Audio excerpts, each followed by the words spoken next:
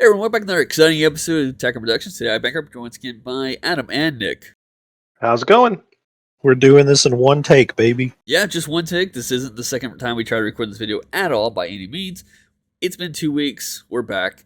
Today's matchup is me versus Adam. I'm playing Lord Slug from set 19, and Adam is playing Bardock. So, yeah, there's buttons. Feel free to click them for different reasons, but let's get into... Oh, yeah, there's links. Okay, let's get into it. Adam? Not the second time I'm asking this question, but Bardock, Yeah. this deck you played before. I've played it a couple times at locals. It's the first time I've had it on camera.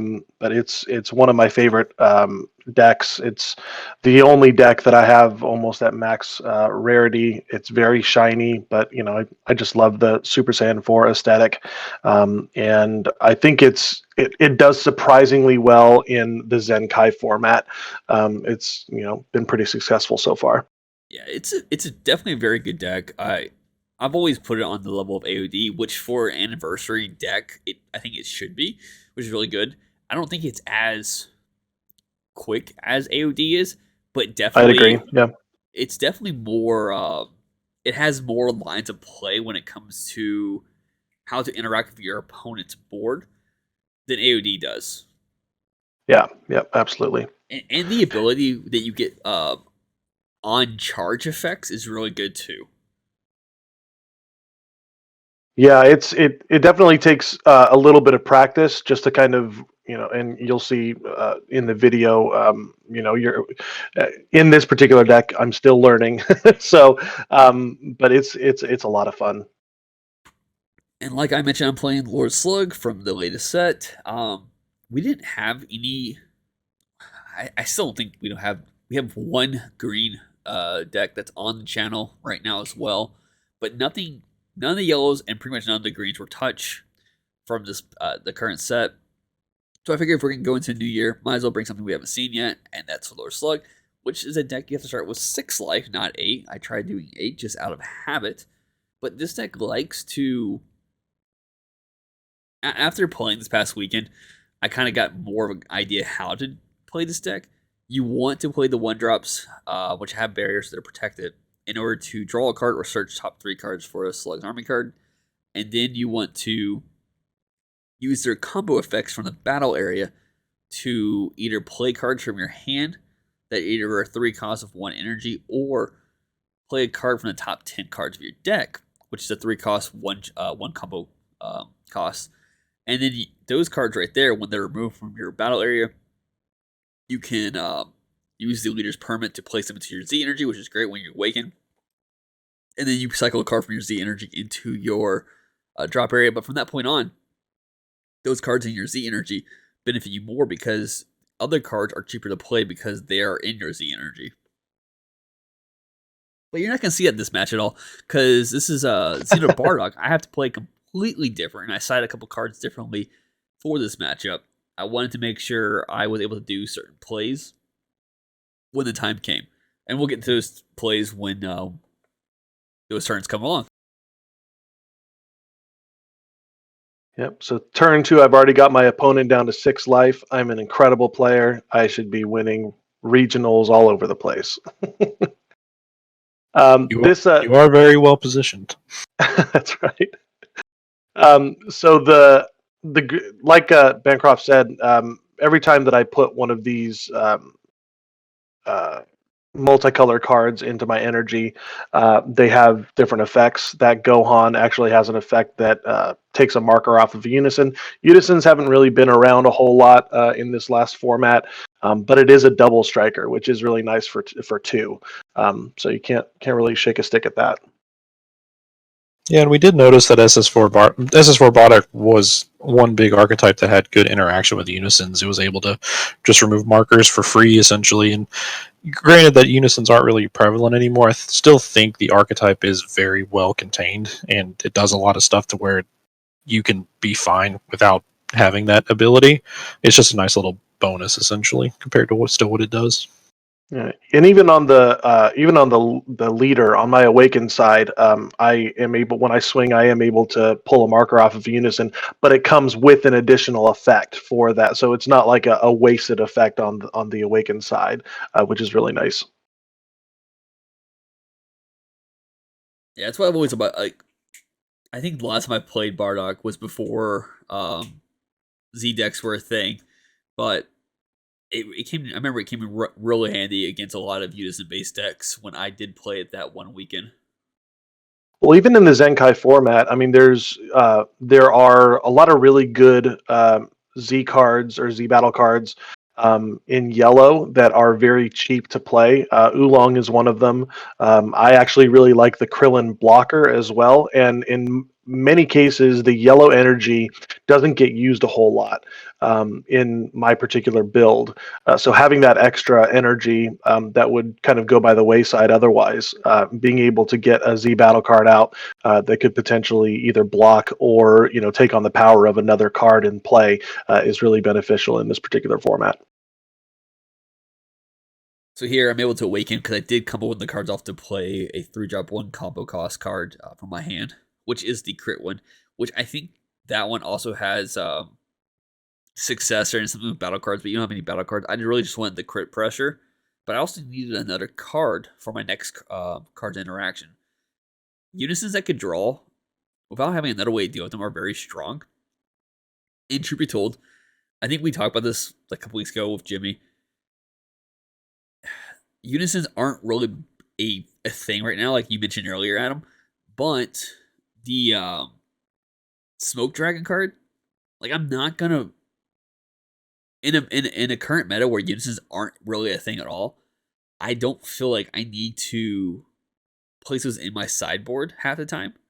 Now, depending on the deck, the draw two may be beneficial, or if I know I need that extra barrier removal effect, I will probably add that into it. But outside that, there's really no benefit to having it, in my opinion. And so my next best option to keep me from drawing is the Super Nekian Lord Slug. As long as it's in rest mode, I have another card in the battle area. You cannot draw cards. with non-leader skills. Yeah, with non-leader skills, yes. And like you do the +1 to draw, and I remind you, hey, you can't draw. But I was like, you want to change your attack target? And you're like, no, no, just leave it at leader. I'm like, okay, that's fine with me then. Yeah, I mean my whole strategy is to try to get to the later turns, turn 4, turn 5. I do play 2 of the big 10 drop Gojitas.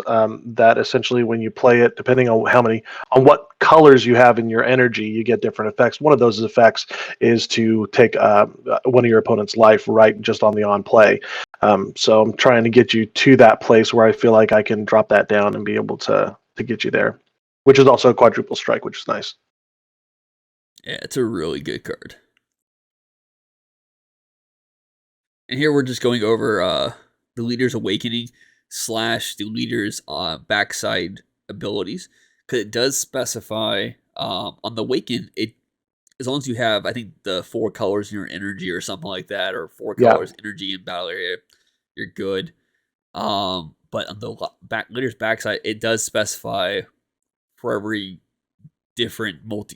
color in your energy / multicolor. Like it has to be multicolored cards to get right. these abilities off, and you don't actually have the red. You only have 3 multicolored cards between the 4 cards you had at the time. That's a Yeah, lot to say for some reason. which basically eliminates my ability to draw and take a marker off of the unison. Yeah, So it's a drag, but you live and you learn. and you couldn't select the super Nekian on your effect there, so you just get rid Right. of my crit, which is really good too. Like that's just pressure that you don't want. Nobody likes sticking cards from their life into their drop zone. So turn 3, I need to make sure I get this card in rest mode, so I immediately just look at it first, regardless of what you're going to throw down on me. It needs to be in rest mode for its effect to be in play, and then from this point on, I will play my turn the way I need to. And the card I end up playing, I don't know if it was the best option at the time that I could have done, but in my head, it felt like it was the best option. I was going the idea, cool. Now he can't use the gates with extra cards. He can't use the free cost card to search for cards or to add cards to his hand. And then after I played it and after I let it some time kind of sink in, I'm like, he couldn't add cards anyways to his hand. But this does give me pretty much a permanent bond 2 on my super mech game because they both have barriers, so you can't just snipe them out of the way.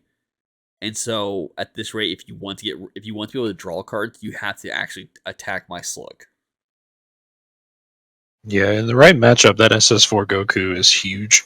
Just especially like in a yellow or even blue matchup, just because they rely on their negates and extra cards so heavily. Here, not so much. It's like you said, he doesn't run too many extra cards, but the permanent bond always being there is helpful enough.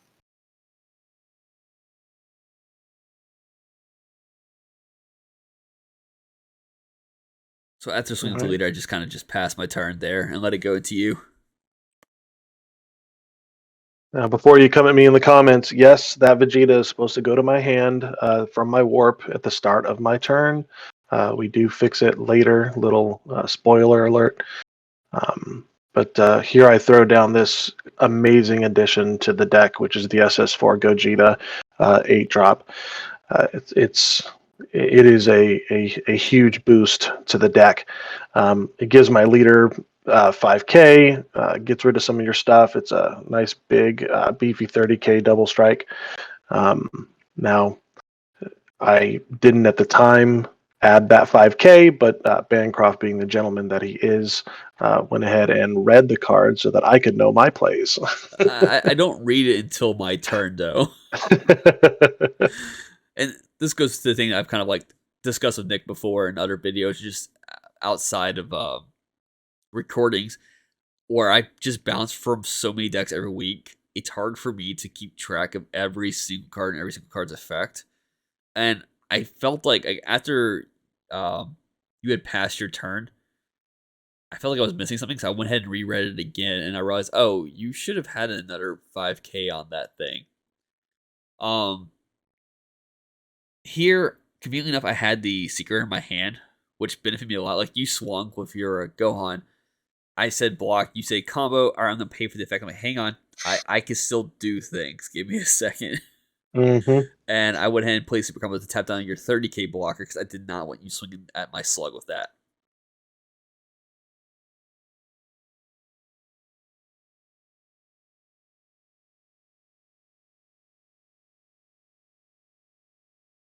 Yeah, and anytime that secret rare comes down, I immediately start to fear for the amount of life that I have left, because it has an amazing ability to stay on the board for longer than it should be able to. Yeah. And this is the instance we were referring to. Like, I had not read your card yet at this point, and you're like, you swung, you say 20K, and so my brain's processing, okay, cool, I just need to get past 20. I comboed to 25. Oh, wait, sorry. You swung at the Slug. No, So I comboed yeah. I got the 30 on that. So even with that 5K boost that you would have had, it still wouldn't have killed the Slug. That's what it was. Okay. I'm glad we're recording this a second time. I mean, this is the first time we're recording this video. Yeah, no, we never mess up. Don't tell him. Well, and in this case, during my turn, instead of because I obviously can't draw with my unison, I opted to do the -2, which prevents you from being able to attack with battle cards unless you warp a card. Which, seeing that many cards on the board, I said I got to slow this guy down. Which, truth be told, like, thinking of that line of play, I probably should just let you kill the Slug. The Slug at this point has done enough. I feel like it's caused like a kind of like a funnel for you. And if I would have Well, I mean, I will tell you that not being able to draw definitely takes the focus off of anything else on your board. Yeah. It would have probably changed the way this turn possibly could have gone. But here, I'm trying to get cards into my Z energy now using the leader's ability to kind of buff up the Slug. If you wanted to keep Gohan alive, you had the combo, you chose not to. And now I'm in the situation where I'm like, all right, cool. I still get my leader swing, But if I want to continue applying pressuring war, I have to warp a card. And that just like, that hurts.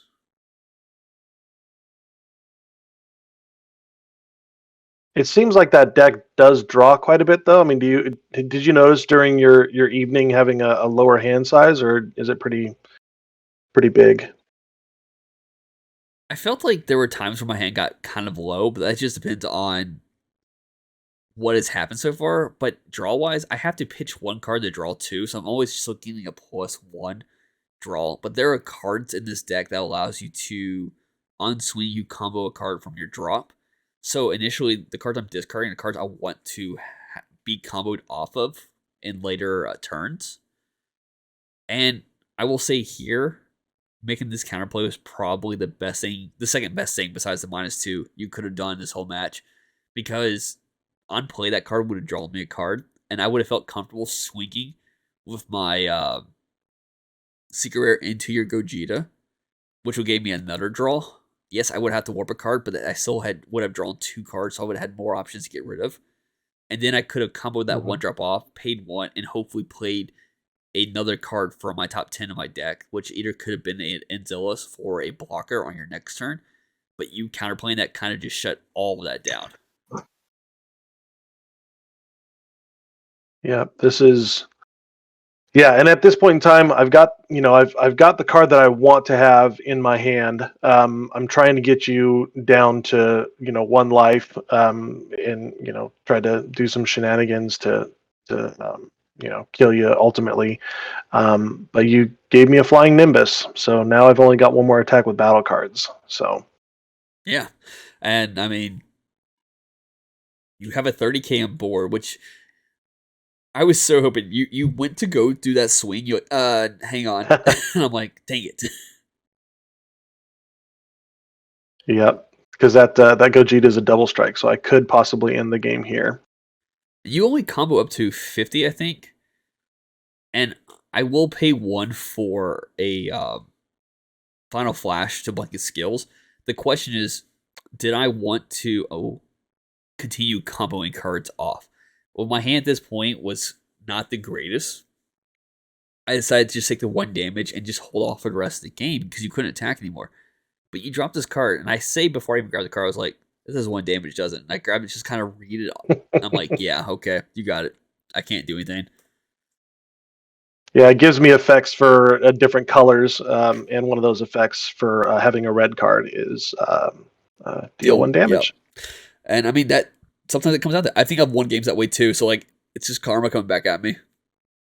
I will say, later this week I will have a match with Nick on camera, and Nick is playing the Piccolo from the same set, and you get to see more of the actual engine of this deck in that video. So stay tuned later this week when you get to see more Slug, if that's what you're interested in, or even just the Piccolo stuff. But outside that, Adam, thanks for joining today. Nick, thanks for being here as well. Hope you all enjoyed today's matchup. And with that being said,